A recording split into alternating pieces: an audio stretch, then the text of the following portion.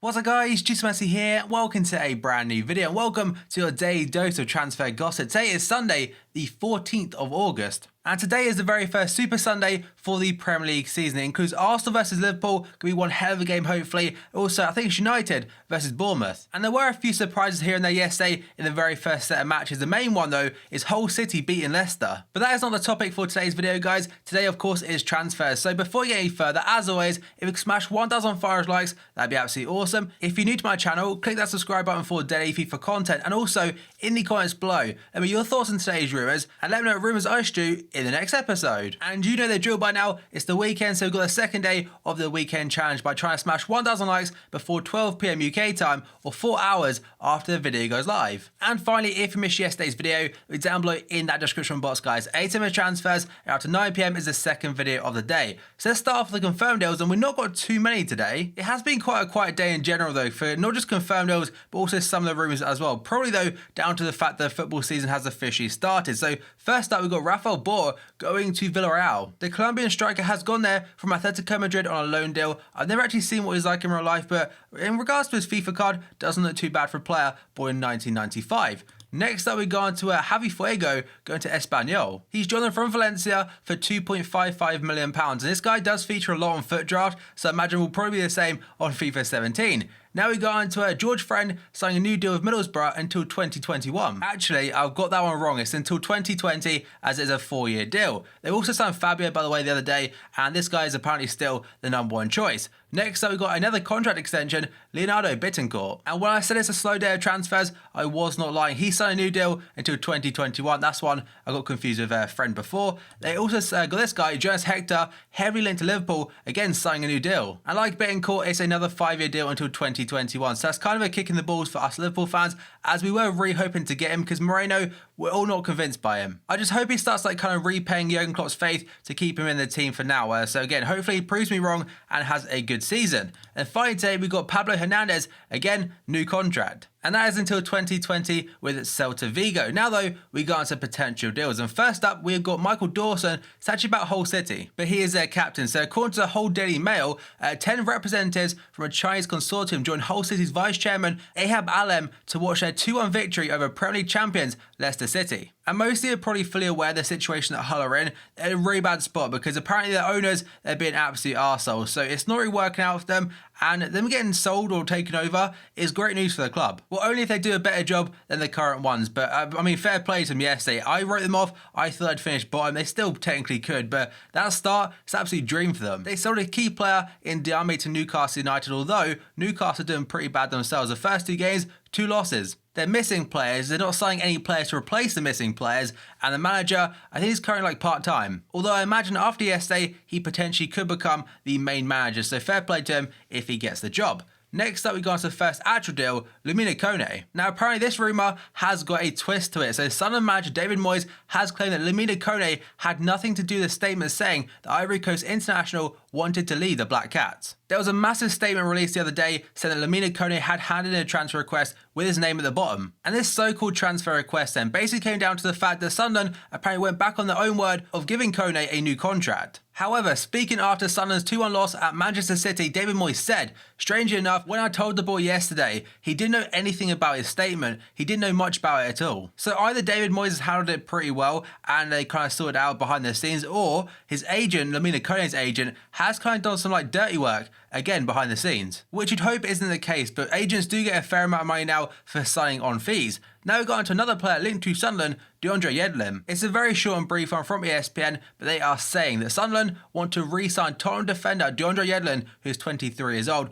after a successful loan spell at the club last season. It was mentioned earlier on in the summer that apparently they asked for too much, but now it's like they could give in and potentially get him as their fullback again. Although yesterday, at left back, Van Aanholt made a stupid tackle on Sterling to give away a penalty after just 3 minutes. And that's a massive reason as to why they lost. Now though, we go on to Hakim Ziyech, linked to multiple Premier League clubs. Burnley, Everton and Sunderland are all in the chase to sign FC Twente forward Hakim Ziyech, according to reports in Holland. The Telegraph are saying the Premier League trio are chasing a 23-year-old who scored 17 goals in 33 Eredivisie games last season. Ajax and Inter Milan are also reportedly interested in Ziyech, who is understood to be worth around £10 million. And if he does join a Premier League club, could be a very cheap option for teams on FIFA 17. Now we go on to Martin Ødegaard linked to Stade Rennes. According to VG, Rennes have made a bid for Real Madrid to take Martin Ødegaard on loan. Zinedine Zidane wants a Norwegian prodigy to play first-team football and get first-team minutes. The 17-year-old, who turned down offers from across Europe to join Real Madrid in January 2015, is likely to leave the Bernabeu on loan this month and has no shortage of potential suitors. West Ham have made inquiries about his situation. That was rumoured last week, by the way, as have Bundesliga clubs Hamburg and Bayer Leverkusen. The youngster was believed to be keen on a move to Germany, but now it appears as though he will head to France on a short-term basis instead. And then it finally mentions how Rennes are apparently the front-runners to secure Ødegaard's services, and the deal could even be finalised this weekend. So by the end of today. Now we go on to Barca youngster Sergi Samper. Barca midfielder Sergi Samper could head to Valencia as part of La Liga champions bid to sign striker Paco Alcacer, according to Sport. Paco Alcacer, who I just mentioned, is this guy right here from Valencia. So multiple sources yesterday were saying it could be in the works, but now it looks like it could happen very soon. So it reads that in Alcacer, Barca have finally found the man to provide backup to Lionel Messi, Luis Suarez and Neymar, and they're closing in on a deal for the Valencia hitman. Valencia have requested a sizable fee for the Spaniard, a fee which would exceed the €24 million or £20.7 million Barca had set aside to sign a new forward. However, Barca could look to lower the fee by using the previous guy, Sergi Samper, as a bit of make-weight. To lower the price in the deal, the midfielder, who had been on Valencia's radar previously, could now head to Mestalla on loan. It also says that Valencia have also requested the inclusion of Barca striker Muna El Hadidi in the deal. But that is now very unlikely to happen as Barca don't want to get rid of him. So now we go on to the next player after Alcacer. That is going to be Fernando Forestieri. The Sheffield Wednesday manager has shone some light on the impasse surrounding Fernando Forestieri. Derby had an offer for the 26-year-old rebuff last week and are expected to come back with an improved offer. I think I read somewhere that the offer itself was worth around £7 million. But the Sheffield Wednesday boss, Carlos Carvajal, I think his name is, says that forward Fernando Forestieri is staying despite the 26-year-old not travelling with the squad for Saturday's championship game at Norwich City. That last part is according to the Sheffield Star. So Forestieri, I think apparently did refuse to play, which again, I don't agree with that whatsoever. And I'm fully aware a few players have done that to join Liverpool as well. It happens at most clubs, but I don't agree with it on a personal point of view because the club are still paying the players' wages. That's why I find it extremely disrespectful. Now we've gone to the next player though, Marouane Fellaini into Galatasaray. According to MyNet, which is a Turkish outlet, they're saying that Galatasaray are interested in Manchester United midfielder Marouane Fellaini, who is 28 years old. The other midfield targets are Chelsea's John Obi Mikel and also Newcastle Cheick Tiote. Fellaini had been linked to Sunderland before, but they've already signed 3 players already from United, so I think a fourth is very unlikely. And with Paul Pogba coming in, I'm assuming Fellaini will find it very hard to get first-team football next season. Now we go on to Paul Pogba himself. Apparently Van Gaal never wanted him. According to the Daily Mirror, Louis Van Gaal was against the idea of signing Paul Pogba during his time as Manchester United boss and preferred to develop the club's own players instead. And one of those players is probably looking to develop was probably this guy, Marouane Fellaini, which in all honesty, Fellaini or Pogba,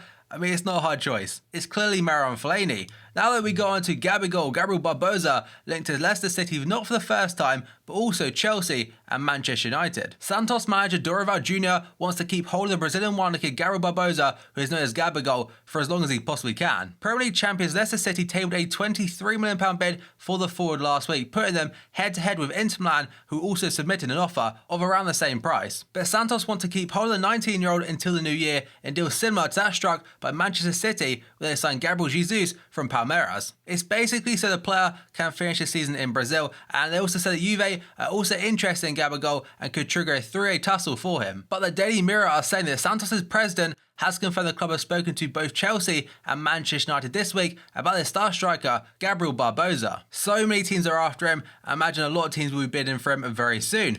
Now we go on to Rui Patricio linked to Manchester City. According to the Daily Mirror again, Pep Guardiola has lined up Sporting goalkeeper Rui Patricio as a potential replacement for Joe Hart as Barca refused to sell Marc-Andre ter Stegen. And the Sunday Telegraph are now saying that Manchester City manager Pep Guardiola will not offer the goalkeeper Joe Hart any guarantees about his future after dropping the England international for Saturday's Premier League opener against Sunderland. He dropped Joe Hart to bring in Willy Caballero, and honestly, I find it quite strange. Caballero, I don't really rate him too much. And Joe Hart, he does make a lot of mistakes, but in general, he's a much better keeper. And on to the man himself, according to Star on Sunday, Hart's status as England's #1 goalkeeper is also in doubt, with the Three Lions boss Sam Allardyce monitoring his situation at Man City at club level. So Jack Butland potentially could be the England #1 for Sam Allardyce's very first game in charge. It's kind of mad how a year has changed Joe Hart's situation. Like, he was a guaranteed starter for City before, and a guaranteed starter basically for England as well. But now, a year later, potentially could be back up for both. And now we go on to another Spaniard linked to Juventus. So the second one in 2 days yesterday, it was Cesc Fabregas today, and Herrera. Tutto Sport has said that Juve have set their sights on Manchester United midfielder and Herrera. The Italian Sports Daily claimed that Juve, having seen Paul Pogba already move to Old Trafford, they'd like to see the Spaniard move in the opposite direction. Herrera is still trying to cement a regular first-team spot in United's midfielder after his big money move from Athletic Bilbao back in 2014. I think personally he's a very good player and was kind of underused last season at United. Now we move on to Simone Zaza linked to Wolfsburg. According to Gazzetta dello Sport in Italy, the 25-year-old was in Wolfsburg, Germany today, putting the final touches on a move there from Juventus. Personal terms have reportedly been agreed. It's now down to the two clubs to sort out a deal and sort out a fee. And I have seen £20 million or 20 million euros floating around quite a lot at the moment. Now we go on to Romelu Lukaku linked to Chelsea, but also the next guy, KOULIBALY. According to the Sunday Express, new Chelsea boss Antonio Conte is planning to spend a further £140 million before the end of the window, as he looks to further boost his squad for this season. So £140 million apparently will be spent on Lukaku, £75 million of that though on him, and a further £50 million will be spent on the next guy, KOULIBALY from Napoli. So overall, these two have been linked to Chelsea for a long time. Whether they push through deals or not though, we'll have to wait and see. Out of the two, Lukaku will be the hardest one by an absolute mile, because Ronald Koeman seems to have quite a firm stance to them. He wants them to stay, and apparently they offer him a new deal. And apparently that contract is over £125,000 per week. So it's a big one for him. They have to consider it though, because I imagine Chelsea, they would probably be happy to match that, especially if they splash out £75 million to get him in the first place. Now we go on to the final one, Cristiano Ronaldo. Actually, one last thing I forgot to mention about KOULIBALY. Apparently Chelsea had a £42 million bid turned down for him last week, but they're set to make an improved offer after Monday's game against West Ham, their Premier League opener. Now we go back on to Ronaldo, apparently going to sign a new deal, or in fact has signed a new contract according to UFC star Conor McGregor. The Portugal captain, who is 31 years old, had been linked with a return to Manchester United before in the last couple of years, but according to AS.com, he has signed a new deal. Again though, their source is a UFC fighter. There have been a lot of rumours saying that Ronaldo would be signing a new deal very soon, and I think last week or so, when Ronaldo was still on holiday, he had actually taken some pictures with Conor McGregor. So he may have told him something, but I'm pretty sure McGregor is probably joking. So there you have it guys, there's all today's potential transfers as well as confirmed stuff at the very beginning. So as always, if you enjoyed this video, smash the like button, 1,500 likes would be absolutely awesome. If you're new to my channel, click the subscribe button for daily FIFA content. The comments below, let me your thoughts on today's rumours I shoot in the next episode. Also, let me your thoughts on the Premier League results so far. And also, if you missed yesterday's video, it's down below in that description box guys. 8 of transfers after 9 PM is the second video of the day. Also remember the weekend challenge, 1,000 likes before 12 PM or 4 hours after this video has gone live. So thank you for watching this video, and I'll see you next time.